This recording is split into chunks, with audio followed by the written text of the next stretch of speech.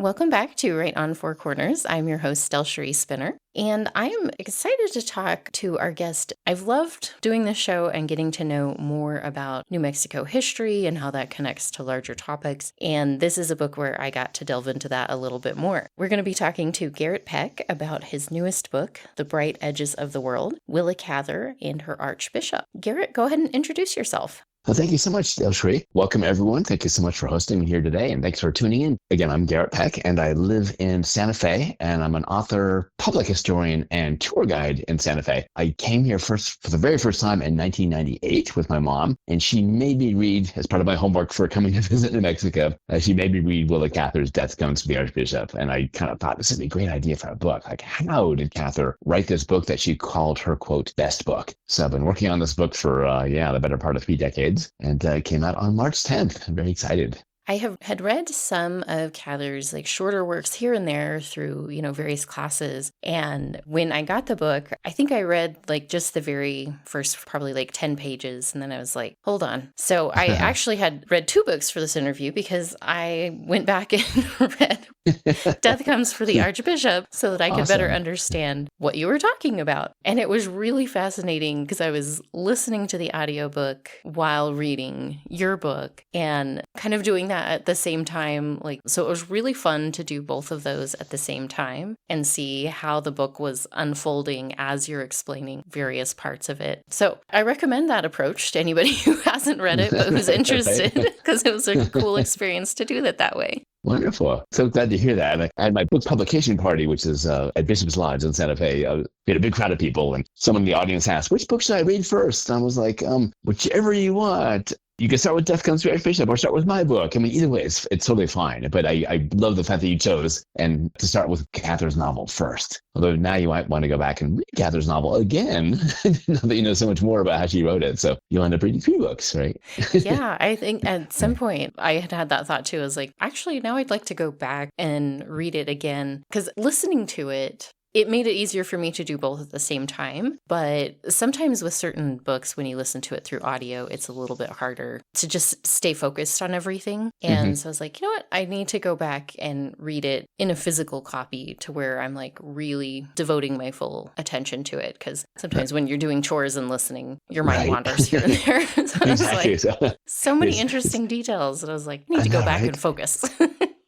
It's nice to have a book, we have a pencil in hand. You're like, underlining things that are relevant to you or dog-earing stuff. And I think that's why people still love print media. I remember, 20 plus years ago when the Kindle came out and people were all like, that'll be the death of print media. And everyone got a Kindle. And then pretty soon people began missing actually having a physical book. And so most books these days that are sold are physical books. I think most people prefer that. And, you can write notes, you can dog-ear your stuff, you can flip, back to things. It's so much more you can do with a physical book over, say, a digital version of something, Yeah, it's interesting. I pay a lot of attention to publishing trends and just where things are at. And it was interesting in a more recent kind of analysis of data that some group did. I can't remember which one. I think there's a perception that ebooks have taken over more than they have. And the initial perception with ebooks was that, it was going to come in and demolish paperback and hardcover. But actually, ebooks got to about 25, 30% of the market. And that's where it stayed. It really has kind of paused at that level and flatlined because there is still an interest in paper. And I see with younger kids, even with my kids who are college age now, and then with my students, they get tired of being on their devices and they want something that they can actually hold and interact with. And then there's, the aspect of TikTok culture of displaying physical books too. But yeah, physical books are still very much alive. And it's something for me, I'm kind of like you. I like to be able to, add notes or put in stickies or different things like that. Where it's no, I actually would like to just flip back to that instead of having to search the text and find where I was again. Yeah, right. Yeah. Books are meant to be actively used. And, just like a cookbook, you're going to get spills on it and, wine stain or whatever grease on it. It's meant to be, right? You're supposed to use it. You also have photographs throughout it, some of them that you've taken and some of them historical things. And that's something I enjoy, being able to like look at that in the physical form, and depending on what technology you're using, if you're doing a digital book. And in the audiobook, I mean, obviously you don't have any of that either. So Right. you're like, oh, I'm just imagining it. But Right. yeah, it's interesting, the difference in reading experience across different types of media. That was something Uh-huh. doing both kind of came back into my mind, was like, yeah, I should have read this on paperback. Right. It's not too late. You can. True. All And right. I was organizing bookshelves and I found that my husband has a copy of a collection of Willa Cather's works. And so I was like, oh, how handy. There I'm going you, to go back and look at that one later. yeah, there you go. There you go. You explained a little bit already about your interest in the topic, but tell us a little bit more about the book and kind of what it covers and how you got started with this topic. Yeah. So my book, and again, I'm a tour guide here in Santa Fe. So I worked on this book here for a number of years and kind of went through different iterations of it. And then I realized once I moved to Santa Fe and I set up a Willa Cather Santa Fe walking tour, that what I wanted to focus on was Cather's travels to the Southwest. In other words, talking about the impact of tourism upon Cather's literature. And she came out here to the Southwest 6 times between 1912 and 1926, and each time for like 1 to 2 months. So there were extensive visits. So she really got to know Southwestern culture really well. And out of those 6 visits, she published 3 novels, which were The Song of the Lark, which dealt with her visit to Walnut Canyon, now Walnut Canyon National Monument, in just outside of Flagstaff. In 1915, she and her partner Edith Lewis took their first vacation together. They went to Mesa Verde, which of course is just right up the road from you guys in Farmington. From that came her novel, 1925 novel, The Professor's House. And then her last 2 visits dealt with the discovery and research for Death Comes for the Archbishop. And then late in life, about 6 months before she died, she called Death Comes for the Archbishop her, quote, best book.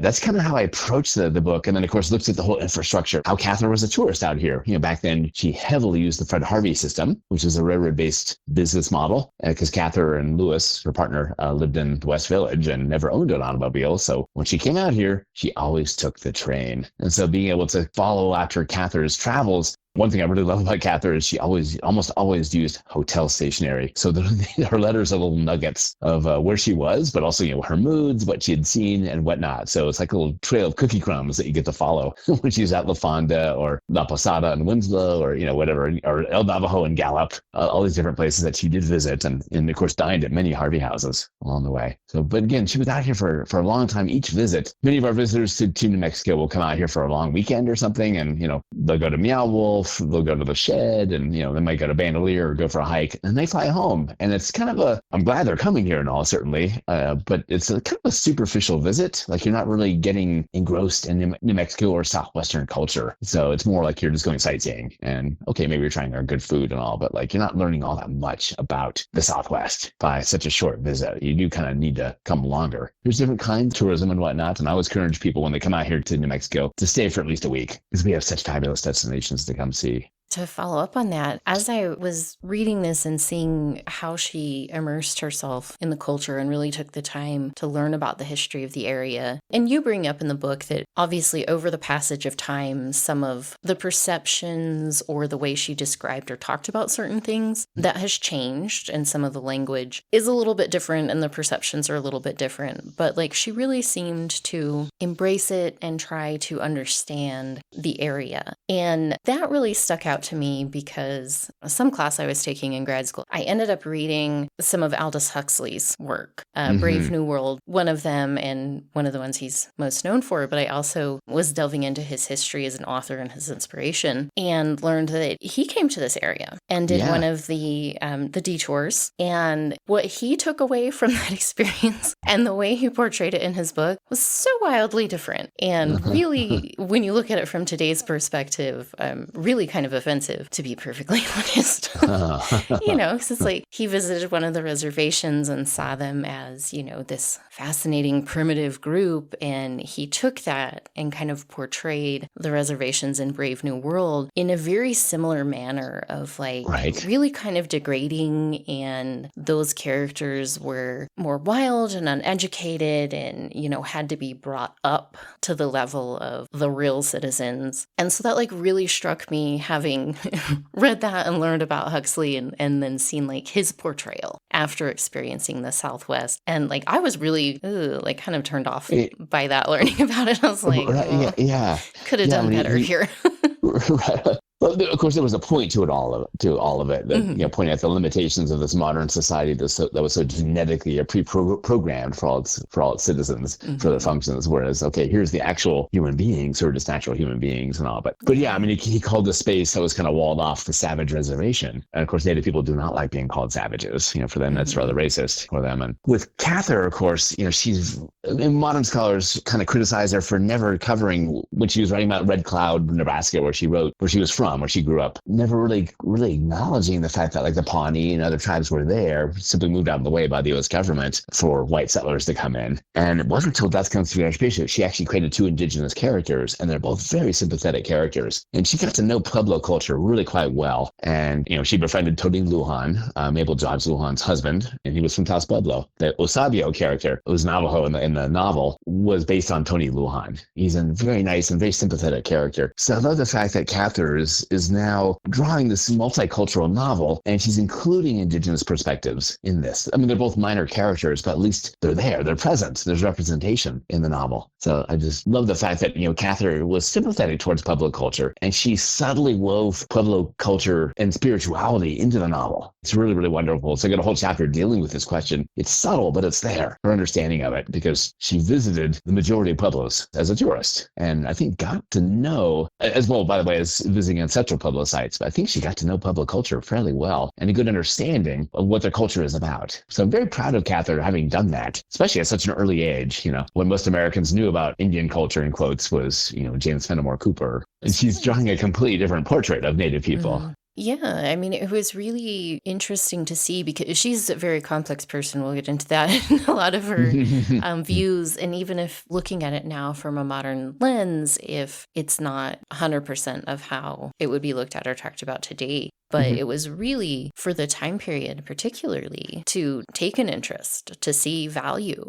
I thought it was interesting, the kind of, it's not really like a battle, but she kind of has this like conflict that comes up with her friend over her publishing the book, but her friend being kind of put out that she focused on these French priests and the building of the cathedral and it kind of like overshadowing the Pueblo culture in the area. And the Hispanic culture. Yeah. And that person was Mary Austin. Thank you. Yeah, I was like, couldn't bring it to mind.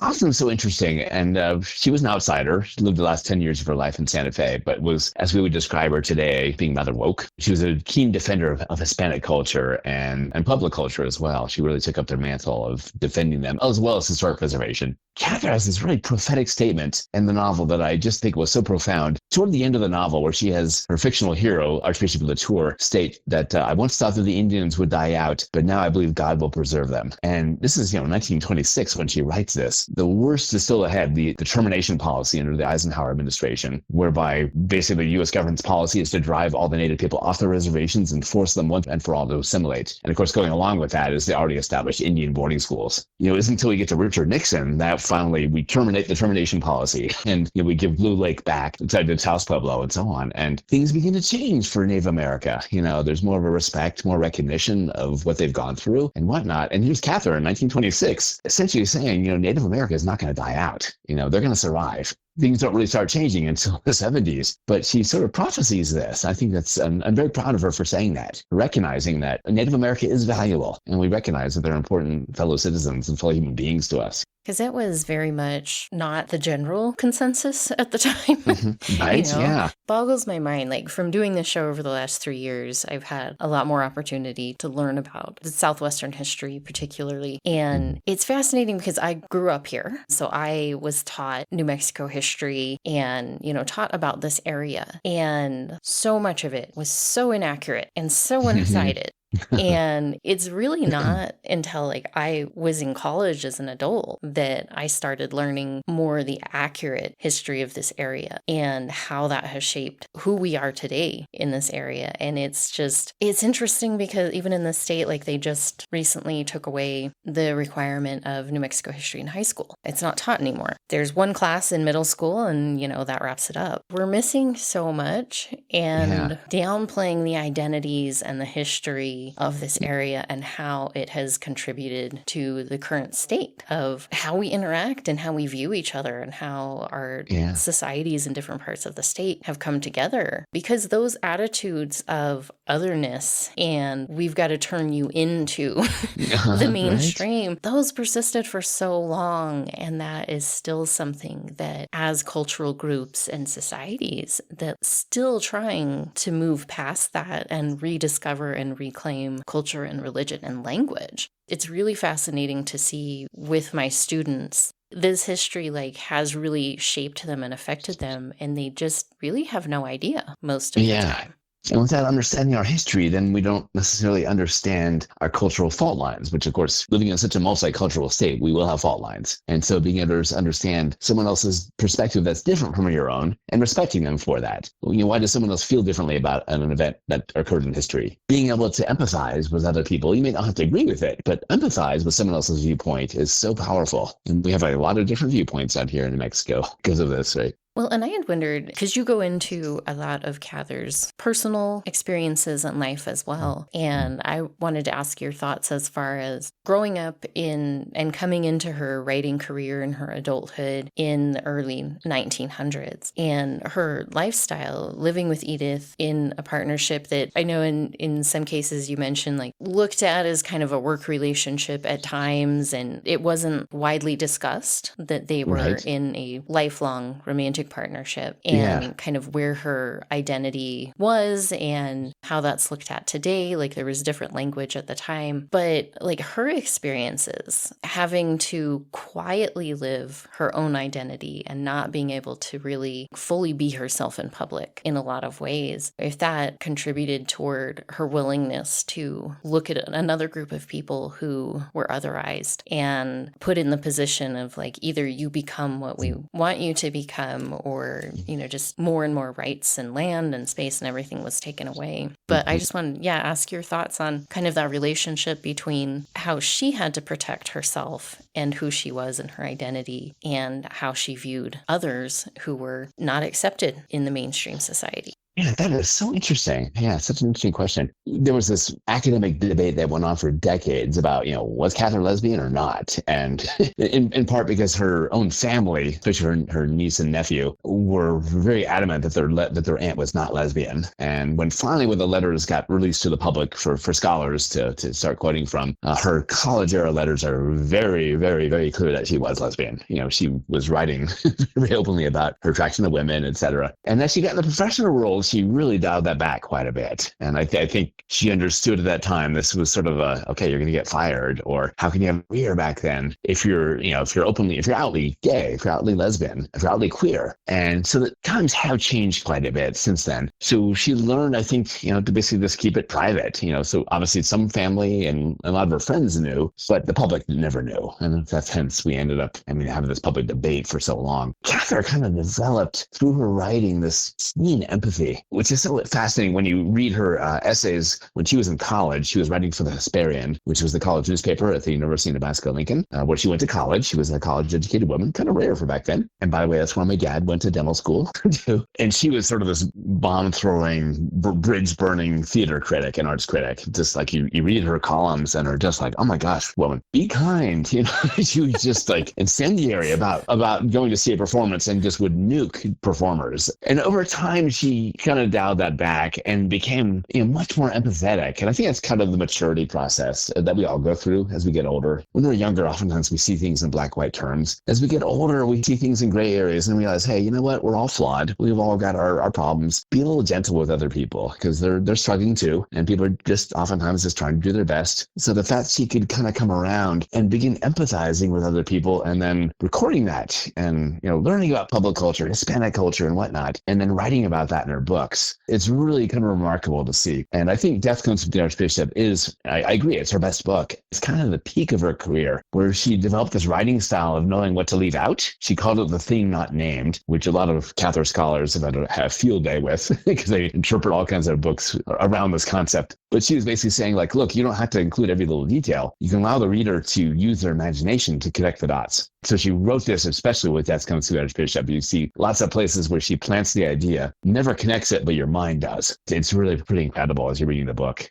Shows a lot of trust in her readership. And Mm-hmm. that's something that you don't get as much today, especially with watch and scroll culture of Right. you've got Right. Netflix on, but you're also on your phone doing Yeah. whatever. Yeah. Things have to be simple enough. There was some recent show that came out that it was one that Netflix had purchased, and they actually told the writers, they're like, could you repeat things a little bit more often? Could you just spell things out a bit more? Otherwise, people who are on their phones might not understand the story. Yeah. And they were That's like, such a shame. no. Right. Oh, good, good. It's funny, 'cause starting with the millennial generation, we began talking about multitasking, et cetera. Our brains are not wired to multitask. If you're driving a car and you're looking at your cell phone, you're going to have an accident. You're supposed to be focusing on the road. It's so interesting, this myth that, okay, I can do two things at once. And you do end up doing two things very poorly, as opposed to doing, one thing at a time, getting that done and then focusing on the next task and getting that done. Your brain is not designed for this. But we live in such an age of distraction where people just can't sit down and dedicate an hour to read a chapter in a book. With her writing, it's not trying to think of how to put this. Her writing is simple in a way of it's not overly flowery or long drawn out, this or that. Sometimes you read other things that are considered classic. You're like, oh, this could have been about half the length if, Oh, yeah. we didn't spend 20 minutes talking about potato farming in Russia. I read the entire Moby Dick, by the way, a few years ago. Oh my gosh, he so badly needed an editor. 2/3 of the book is him explaining the whaling industry. And it's interesting, but way too much detail. And I appreciated that about Cather's writing, that it is she has very beautiful writing. It's simple in the sense that it's not overblown and overdone, but it's not simple in the sense that she doesn't just tell you this is what I want you to take away from this, or this is what you should think about this situation. She gives you the situation and the characters and the setting and drops you into it as the reader. And then you're left as the reader to ponder it, to really think about what maybe she wants you to think about, or just a direction to take your thoughts. And you think about it, you decide. And I love that with writing, where it really pushes the reader to stop and consider what the story is really about. Right. If it's well done, if it's a really good story, it's not just about the words on the page. It's meant to take you further than that. How do you connect this to your life or society in general, or whatever it is? And that was something I appreciated about her writing. And then reading your book as well, to give more of the context that, being decades later from when she wrote it, some of that context is lost if you're not familiar with the topics and with the time period. Yeah. So it was really great to have both of those at the same time. Yeah, wonderful. Yeah. Cather developed this writing style. She wrote this article here for the New Republic in 1922 called The Novel Démeublé, rather highbrow term, but it basically means the unfurnished novel. And she realized that, hey, let's strip everything else out of it that's extraneous and just give the reader what they need to know. Death Comes to Leadership is really the peak of that. So just giving them the information, because you're responding to her text and you're connecting the different dots that she's laid out for you, but she's not explaining it to you, telling you how you're supposed to feel. She's just presenting information to you, which I think is so wonderful. And it's one of those things, it's good to read a book multiple times. Some things I've read in my youth, like in high school, when I was in 11th grade, I had a great English teacher, and we read so many complete books of the American canon. It was really fabulous. And some of them, of course, I didn't really connect with them at the time until I got much older. I remember we read Our Town, 1938, got the Pulitzer, Thornton Wilder. And then we had to watch it as well. And I was like, this is so boring. What's up with that stage manager, whatnot? He was in the Greek chorus. And then I saw the play when I was 35. And when Emily delivers her soliloquy at the end, I just wept. It's that's the difference of being 17 versus 35, right? You sort of get it, that you're mortal. Some things are really wonderful to revisit over time and to see how you respond to it a little bit later in life versus how you respond to it as a young person. So a lot of things are very much worth rereading and revisiting. For sure. Just don't read the whole Moby Dick. Read the edited version. Yeah. It is one of the great action novels. It really is fabulous once they finally start hunting the white whale. It's you can't put it down. It's incredible, but takes a while. So much it just takes a while to get to those last pages of the book where that's riveting. Yeah. Well, it's funny. I will say I had to read Great Expectations in 9th grade in high school, which kind of blows my mind now, because if I tried to make my students read Great Expectations, oh my gosh, that would not go over. But I read it in high school and I was like, I didn't really get it. I had a hard time connecting with it. So I actually reread it Yeah. recently. And well, I'm not a huge Dickens fan, so I didn't love it, but I did understand it better in the themes. And I could see where he was coming from much better. Probably won't ever read it again because I was like, that was enough. But Yeah, right. Yeah. but it was an Donate that book to interesting the library. experience. Yeah. Yeah, It was right. from 14 to, however old I am, 41, where it was like, okay, this makes so much more sense now. I get it. I can see why this has lasted, but I don't really need to read it anymore after this. Yeah. Hopefully readers will get a chance to read Death Comes with the Archbishop, because it's such a quintessential Santa Fe and New Mexico novel. Just how beautiful her sparse language describing New Mexico. And I always ask people on my walking tour, what do they take away from the novel? And the first comment is always how beautiful she described the New Mexico landscape. It's really sparse, but really stunning and very direct. And then the second comment, if I have Catholics on the tour, they're like, oh my gosh, she so nailed Catholic liturgy. And by the way, Catherine was not Catholic, but she traveled around and met a bunch of priests, and she traveled with one priest up to Hopi and for a week. And it's a remarkable novel, given at the time much of the country was anti-Catholic, because we had a huge wave of Catholic immigrants came into the country. And today, of course, Catholicism is mainstream, but back then there was a lot of prejudice against Catholics in the country. And here she writes this very pro-Catholic novel. And coming up in June, it'll be 2 years ago, but I went to the University of Nebraska and Lincoln libraries and did a day of research in the archives. And there is this thick manila folder full of all the Catholic fan mail from the priests and sisters and nuns. They were just blown away by the novel. And so they read her letters, and she really did her homework in writing this novel. And she wrote later on that to Penny Butcher, who was the Chicago Tribune book critic, she said that the Catholics have been so generous and so handsome about this book. I love that description. That's really cool. Right. Well, generous and handsome. Right. It was not easy research to do either. We have all the information at our fingertips now, and plenty of authors still don't take the time to actually research the thing they're talking about. So Yeah. it's really a study in the importance of taking the time to get to know your subject and actually really invest in that, because it does create those deep, intense connections with readers if they really feel like they're part of it and they're there. Yeah. Anyone interested in that, definitely read her work and just see how important that is in making that connection with readers. Yeah, absolutely. And especially even more difficult given that Death Comes to the Archbishop is a multicultural novel. So her two lead characters are two French Catholic priests. The majority of the characters in the novel are Hispanic, Mexican they're called at the time, because that's how they self-identified back then. And then you've got a few Anglos as well, some white people in there as well. She covers a lot of cultural ground. And of course, you've got the Pueblos as well, and the Navajo in the novel too. She did her homework and quite well. Yeah. That's why she called it her best book. Well, and Garrett, we have just barely covered any of the things that I wanted to talk to you about, and that's how it usually goes when I've really enjoyed something. I just have a million things to talk about. Right. But we are out of time and at the point to start wrapping up. Before we go, I wanted to remind our listeners that the book is The Bright Edges of the World, Willa Cather and Her Archbishop, out from UNM Press. And so tell us where people can find you and where they can find the book online or in person if they're in the area.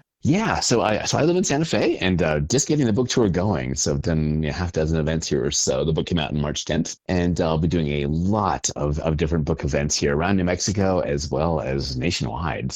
But you can find hopefully the book at your local bookstore. If not, I always encourage people go to your local independent bookstore or go to your library. If the library doesn't have it yet, well, there's a way of submitting a submission to your library saying, hey, please go acquire this book. Of course, you can always go to Amazon, but I'm not going to say that publicly.